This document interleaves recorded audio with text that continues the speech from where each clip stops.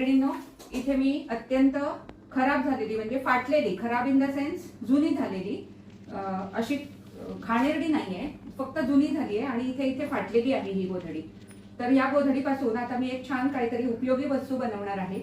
आणि याआधी जुन्या गोधडीपासून चांगली गोधडी पण मी बनवलेली आहे. हा जर माझा व्हिडिओ तुम्ही बघितला असेल तर तुम्हाला लक्षात येईल की मी कशी गोधडी बनवलेली आहे. आणि बघितला नसेल तर माझ्या चॅनलला व्हिजिट करून तो व्हिडिओ तुम्ही नक्की बघा. तर ही झाली जुनी गोधडी.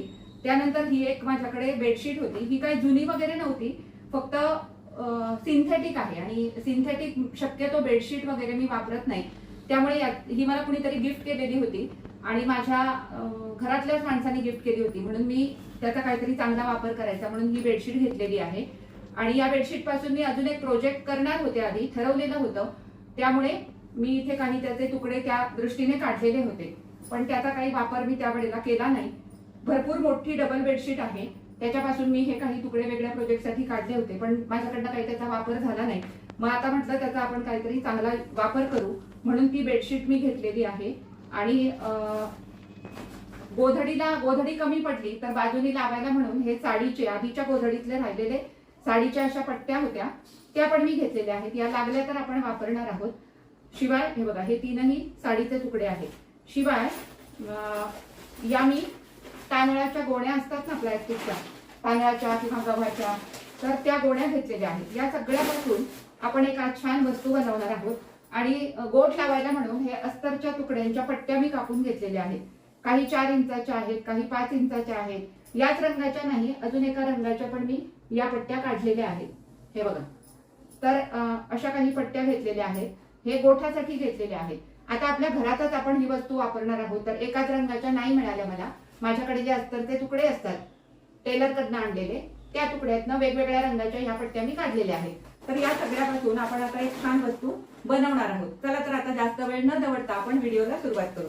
सगळ्यात आधी मी काय करणार, जे तुकडे मी आधी कापलेले होते ते तुकडे घेणार आणि त्याच्या मापाने या गोण्यांचे तुकडे मी काढून घेणार आहे. आता ह्या गोण्या सगळ्यांच्याच घरात असतात, गव्हाच्या, तांदळाच्या, तर त्याचा वापर आपण अशा चांगल्या वस्तू बनवण्यासाठी करू शकतो. तर हे बघा, ते असे 3 तुकडे मी हे काढलेले होते. या मापाने आता ह्या गोणीचे तुकडे मी काढून घेणार आहे.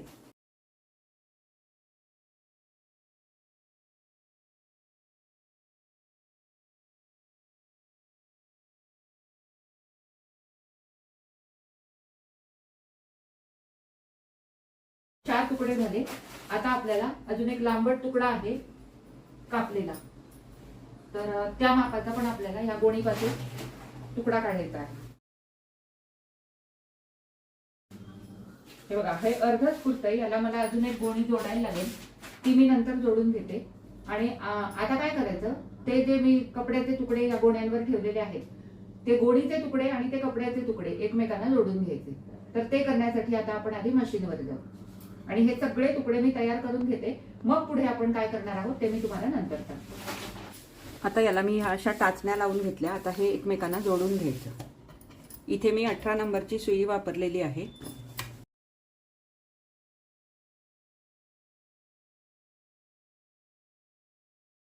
अशा प्रकारे सगळे शिवून घ्यायचे. आणि हा एक्स्ट्राचा जो तुकडा आहे त्या बोरीचा म्हणजे तांदळाच्या पोत्याचा, तो सगळा कापून घ्यायचा. तर अशा प्रकारे हे सगळे मी आता करून घेते आणि त्यानंतर मग पुढे काय करायचं हे आपण नंतर बघू. हे बघा मैत्रिणींनो, जसा त्या 4 तुकड्यांना मी हे जोडून घेतली ही बोरी, तसंच हा जो लांबट कपडा होता त्याला सुद्धा मी जोडून घेतली. आता ते जे 4 चौकोन किंवा ते जे 4 तुकडे आहेत त्याला मी मध्ये क्विल्टिंग करून घेतलं, जेणेकरून हे असं मध्ये लूज व्हायला नको. तसंच आता याला सुद्धा मी क्विल्टिंग करून घेणार आहे. क्विल्टिंग म्हणजे काही नाही, फक्त उभ्या अशा टिपा मारून घेणार, जेणेकरून ते जरा व्यवस्थित दिसावं.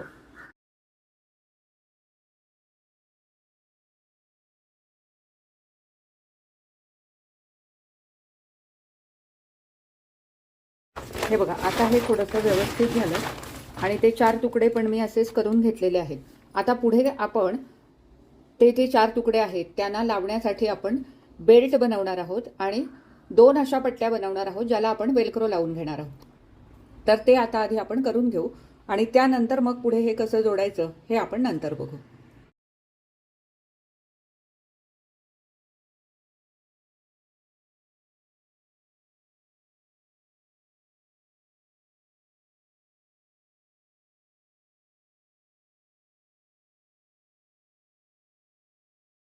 तर आता आपल्या या पट्ट्या बनवून झाल्या. आता आपण हे जे थोडेसे मोठे आहेत हे आपण बंदासाठी ठेवणार आहोत.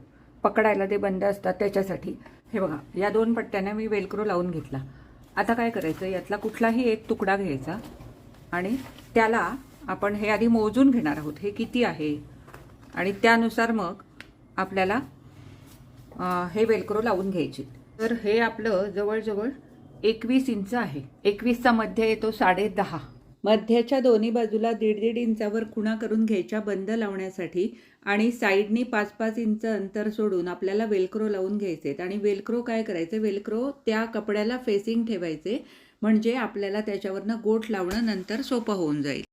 आता 5 इंचावर आपण जिथे खूण केलेली आहे त्याच्या बाहेरच्या बाजूला म्हणजे पट्ट्याच्या बाजूने आपल्याला वेलक्रो लावून घ्यायचे, म्हणजे ते बरोबर आपले मापात येतील. हे बघा, ही जी मी खूण केलेली होती त्याच्या बाहेरनं मी हे वेलक्रो असे जोडून घेतले. आता आपल्याला याला पट्टे पण जोडून घ्यायचे आहेत. मग इथे आपण खुणा केलेल्याच आहेत 1-1 इंचावर. त्या खुणेच्या आतल्या बाजूला आपण पट्टे जोडून घेऊ, म्हणजे आपणही बघायचं की आपली रुंदी किती आहे आणि आपल्याला किती रुंदीचे पट्टे हवे आहेत. त्या हिशोबाने आपण अंदाज घेऊन हे पट्टे लावून घ्यायचे. आता मी त्या खुणेच्या आतल्या बाजूला हे पट्टे जोडून घेतलेले आहेत. हे बघा, अशा प्रकारे या पट्ट्या मी आता इथे जोडून घेतल्या. दुसऱ्या बाजूला पण आपल्याला वेलक्रो लावायला लागतील, तर ते कुठे लावायचे त्याचा अंदाज घेऊन आपण नंतर ते लावू शकतो. तर आता आपल्याला हे 2 भाग आहेत हे एकमेकांना जोडायचे आहेत, म्हणजे हे 4ही भाग आपल्याला एकमेकांना जोडून घ्यायचे. मग त्यासाठी मी आता इथे हे बघा, या अशा अस्तरच्या कपड्याच्या पट्ट्या काढलेल्या आहे. पण लक्षात घ्या, हे अस्तर कॉटनचं नाही आहे. हे जे अस्तर आहे ना, हे टेलरकडनं आलेल्या कपड्यात होतं. हे कुणाच्या तरी ड्रेसला लावलेलं थोडंसं सिंथेटिक अस्तर आहे आणि हे दणकट असल्यामुळे मी हे वापरणार आहे इथे. आता हे जे आहे हे इकडनं जोडून घ्यायचं आहे. 4 ते 5 इंच रुंदीच्या पट्ट्या कापून हे अस्तर डबल करून मी लावलेलं आहे. अस्तर इन द सेन्स ही पट्टी जी आहे ती मी इथे डबल करून जोडलेली आहे, कारण साधारण याचा जर विचार केला तर त्या हिशोबात याची पण थोडीशी जाडी पाहिजे. म्हणून इथे तुम्ही बघू शकता, इथे मी हा कपडा डबल जोडलेला आहे. आता दुसरा जो भाग आहे तो तुम्ही कुठलाही घ्या, तर तो इथे आपल्याला असा जोडून घ्यायचा आहे. हे सरळ एकावर एक ठेवायचं, सरळ बाजू, आणि इकडनं हे जोडून घ्यायचं. आणि आता दोन्ही टिपांवर पुन्हा डबल टिप मारायची, कारण ही 5 नंबरची टिप आपण वापरतो आहोत, त्यामुळे ही कधी उसवू शकते, म्हणून नेहमी डबल टिप मारायची. एवढा भाग आता आपला तयार करून झाला. आता पुढचे जे असे 2 तुकडे आहेत ते अशाच पद्धतीने मी एकमेकांना जोडून घेते, आणि त्यानंतर मग काय करायचं हे आपण नंतर बघू. 3 पार्ट एकमेकांना जोडून घेतले. आता चौथा पार्ट आपण ह्याला जोडण्यापूर्वी आपल्याला त्याला पट्टे लावायचे आहेत, आणि ते पट्टे लावताना सुद्धा आपल्याला काळजी घ्यायची आहे की ते कुठल्या बाजूने आपल्याला लावायचे आहेत, कारण ते जर उलटे झाले तर सगळाच प्रॉब्लेम नंतर होऊन जाईल. इथे पण आपली रुंदी जी आहे ती 21 इंच आलेली आहे. 10.5 इंचाचा मध्य काढून त्याच्यावर खुणा करून घेतल्या, आणि दोन्ही बाजूला 1.5 इंचाचं अंतर सोडून आपण आता पट्टे लावून घेऊ. आणि पट्टे जोडायच्या आधी 2 पट्ट्यांमधलं अंतर पण आपल्याला सारखंच आलं पाहिजे. त्यामुळे एका पट्ट्याचं जेवढं अंतर आलंय तेवढंच दुसऱ्या पट्ट्याचं अंतर ठेवून आपण पट्टे हे जोडून घेऊ.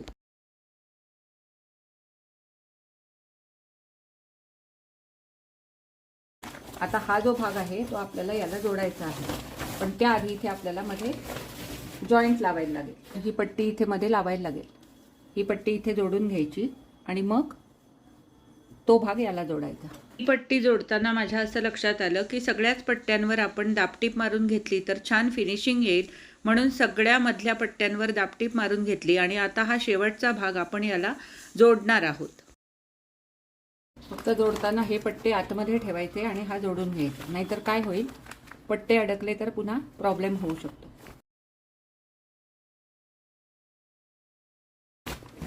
हे बघा, आता याच्यावरनं एक आपण दापटीप मारून घ्या.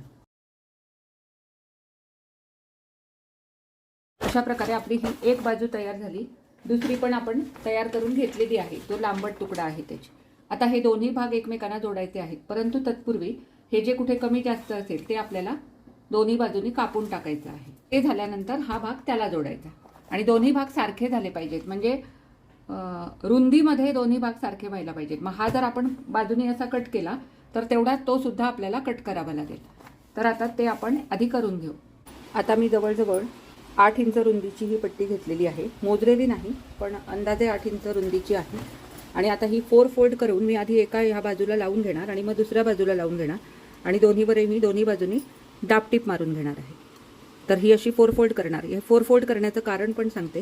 ही मधली पट्टी आहे त्यामुळे ती थोडीशी दणकट असलेली नेहमी चांगली, त्यामुळे ही 4 फोल्ड करून घेणार आणि ही अशी या बाजूला इथे लावून घेणार, याच्यावर दाबटीप मारणार आणि दुसरा जो तुकडा आहे त्याला पण ही जोडून त्याला पण दाबटीप मारून घेणार. हे सगळं झाल्यानंतर मग पुढे काय करायचं हे आपण नंतर बघू.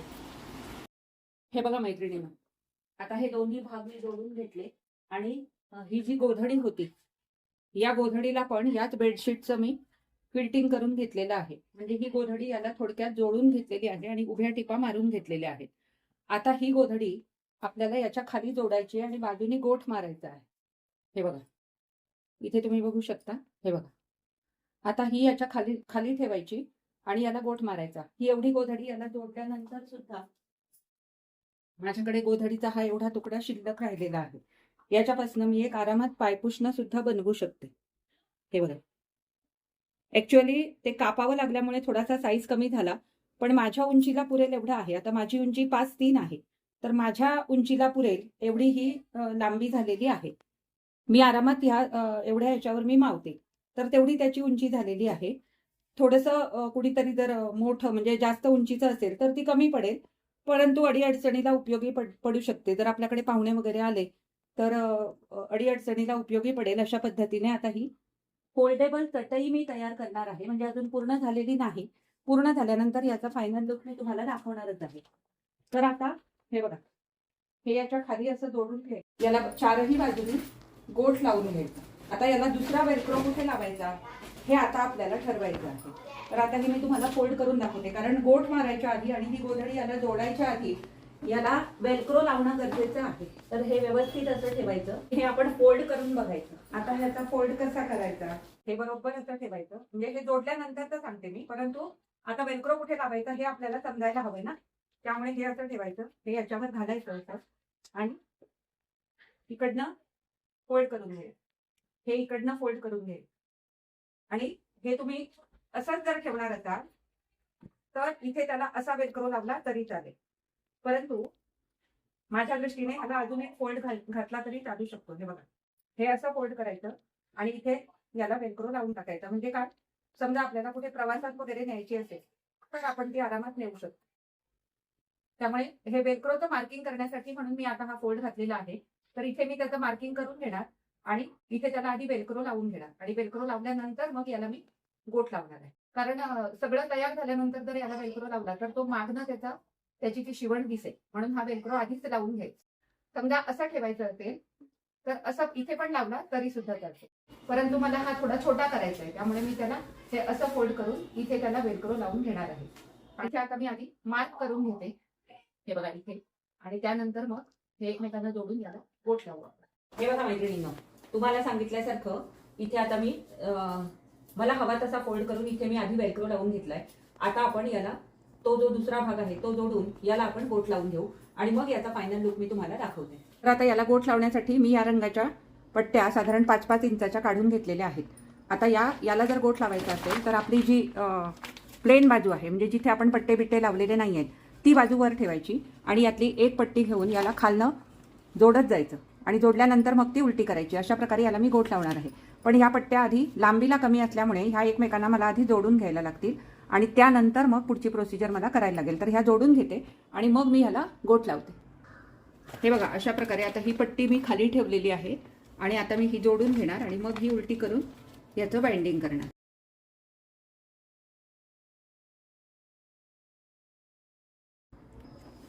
आता ही खालनं जोडून झाली. आता ही पट्टी अशी पकडायची आणि इथे अगदी थोडासाच फोल्ड घालायचा, व्यवस्थित इथे टीप मारून घ्यायची. म्हणजे इकडनं पण थोडंसं ते दिसलं पाहिजे त्या हिशोबाने आपण करायचं. हे बघा इकडनं साधारण एक इंच आणि इकडनं राहिलेलं असं हे दुमडून घ्यायचं आणि याला इथून वरून टीप मारायची.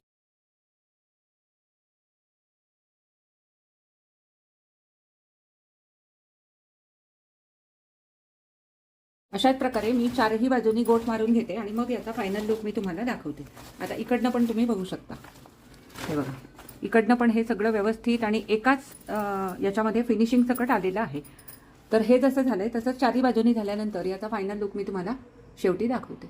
हे बघा मैत्रिणींनो, अशा प्रकारे आता ही माझी फोल्डिंग चटई मी तयार केलेली आहे घरात वापरण्यासाठी. आता थोडासा इथे प्रॉब्लेम झाला, म्हणजे हा जो कपडा होता हा मला कमी पडला, त्यामुळे बेडशीटचा जो राहिलेला तुकडा होता तोच मी या दोन्ही बाजूनी वापरलेला आहे. आणि इथे थोडीशी गडबड झाली, इथे थोडासा हा गोठ वळला, परंतु काही हरकत नाही, माझी घरातलीच गोधडी आहे त्यामुळे फिनिशिंगमध्ये थोडीशी गडबड झाली तरी मी त्याच्याकडे जास्त लक्ष दिलं नाही. तर आता मी तुम्हाला ही फोल्ड करून दाखवते आणि फोल्ड करून तुम्ही ही कुठेही टांगून ठेवू शकता किंवा कुठेही तुम्हाला जर ट्रिपला जायचं असेल तर ही फोल्ड करून तुम्ही चटई म्हणून नेऊन वापरू शकता. का अशा फोल्डिंगच्या रेडीमेड चटया बाजारात मिळतात, तर त्या चटया त्यांनी नवीन वापरलेल्या असतात आणि त्याला खाली फोम घातलेलं असतं. परंतु ही माझी घरातली असल्यामुळे मी जुन्या बेडशीटचा, जुन्या गोधडीचा असा सगळा वापर करून हे मी बनवलेलं आहे. ही बेडशीट पण जुनी होती आणि थोडीशी इथे बघू शकता तुम्ही, इथे ही थोडीशी अशी डागाळलेली होती, ही बघा, त्यामुळे याचा मी वापर केलेला आहे. आणि आतमध्ये तर पूर्ण जुनी जी गोधडी फाटत आलेली होती ती गोधडी मी घातलेली आहे. तर आता ही मी तुम्हाला फोल्ड करून दाखवते, म्हणजे तुमच्या लक्षात येईल की ही फोल्डिंग चटई कशी होऊ शकते. हे बघा, ही आहे मागची बाजू.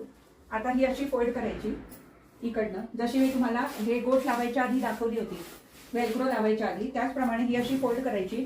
त्यानंतर इकडनं फोल्ड करायची, इकडनं फोल्ड करायची आणि हा जो भाग आहे हा याच्यावर टाकायचा. आणि मग काय करायचं, हे बघा, याला मी आता वेल्क्रो माझ्या हिशोबाने लावलेले असल्यामुळे, जर तुम्हाला इथे वेल्क्रो लावून करायचं तर तुम्ही करू शकता, पण जर फोम असेल तर मात्र तिथेच वेल्क्रो लावायला लागतात, कारण तो जो हा चौकोन होतो तयार हा खूप जाड होतो, त्यामुळे इथेच त्याला वेल्क्रो लावायला लागतात. रेडीमेड ज्या चटया असतात त्यांना इथेच वेल्क्रो असा लावलेला असतो, परंतु ही मी बनवलेली जी चटई आहे ती अजूनही फोल्ड होऊ शकते, म्हणून मी वेल्क्रो इथे लावलेला आहे, कारण अगदी छोट्यात छोटा फोल्ड इथे व्हावा. हा वेल्क्रो इथे लावला, हा वेल्क्रो इथे लावला आणि अशा पद्धतीने ही आता माझी फोल्डिंग चटई तयार झालेली आहे. हे बघा मैत्रिणींनो, तर हा असा इतका छोटा फोल्ड ह्या चटईचा होतो. जर तुम्हाला ट्रिपला वगैरे जायचं असेल आणि किंवा तुमची मुलं जर कुठे कॅम्पला वगैरे जाणार असतील, तर आपण ट्रिपला जाताना किंवा कॅम्पला जाताना जी मोठी सॅक नेतो, तर त्या सॅकमध्ये किंवा त्या बॅगमध्ये सुद्धा अजूनही आता फोल्ड करून तुम्ही ही नेऊ शकता. किंवा घरात अचानक समजा तुमच्याकडे पाहुणे आले आणि एखादी चटई कमी पडत असेल तर त्यावेळेला याचा वापर तुम्ही करू शकता. आता हे भरपूर जाड असल्यामुळे याच्यावर एक अशी पातळशी बेडशीट घातली तरी एखादा माणूस आरामात झोपू शकतो. अर्थात याची उंच माणसाला ही पुरणार नाही, कारण ही मला भरपूर कट करावी लागली, परंतु माझ्या उंचीला ही आरामात पुरेल. आता माझी उंची 5'3" आहे, तर 5'3" उंचीच्या माणसाला ही पुरू शकते. आणि एखाद्या वेळेला आपण ऍडजस्ट पण करू शकतो जेव्हा आपण ट्रिपला वगैरे जातो तेव्हा. आणि घरात ठेवायला सुद्धा याची तशी फारशी जागा हे अडवत नाही. एखादा तुमच्याकडे जर हुक असेल तर त्या हुकला टांगून सुद्धा तुम्ही हे वरती ठेवू शकता. मळली खराब झाली तर आरामात तुम्ही ही धुवू पण शकता. तर आजचा हा व्हिडिओ तुम्हाला कसा वाटला हे मला कमेंट करून अवश्य कळवा. ऍक्च्युअली ही चटई बनवायला मला 2 दिवस लागले. याचं कारण असं, काल मी सुरुवात केली होती पण जवळजवळ 1.5 ते 2 तास लाईट गेल्यामुळे मला हा व्हिडिओ काल कंप्लीट करता आला नाही, म्हणून आज हा व्हिडिओ मी पूर्ण केलेला आहे. आणि असे 2 दिवस लागून हा मला व्हिडिओ पूर्ण करावा लागला. आणि हे चटई बनवताना सुद्धा मला भरपूर कष्ट पडले, कारण याच्यामध्ये मी हे घातलेलं आहे, ज्या आपल्या तांदळाच्या गोण्या किंवा बोरी असते प्लॅस्टिकची, तर ते घातल्यामुळे शिवताना पण थोडासा म्हणण्यापैकी बऱ्यापैकी त्रास झाला. तर त्यामुळे 2 दिवस मला लागले. तर एकंदरीत एवढे कष्ट ही चटई शिवण्यासाठी मी घेतलेले आहेत ते कृपया समजून घ्या. आणि नक्कीच या व्हिडिओला तुम्ही लाईक कराल, शेअर कराल आणि हाईप सुद्धा द्याल अशी अपेक्षा करते. आणि आजचा हा व्हिडिओ मी इथेच थांबवते. आता आपण पुन्हा भेटू अशाच एखाद्या छानशा नवीन व्हिडिओमध्ये. तोपर्यंत मी तुमचा निरोप घेते. धन्यवाद. व्हिडिओ खूप मोठा आहे पण उपयोगी आहे, हो ना मैत्रिणींनो?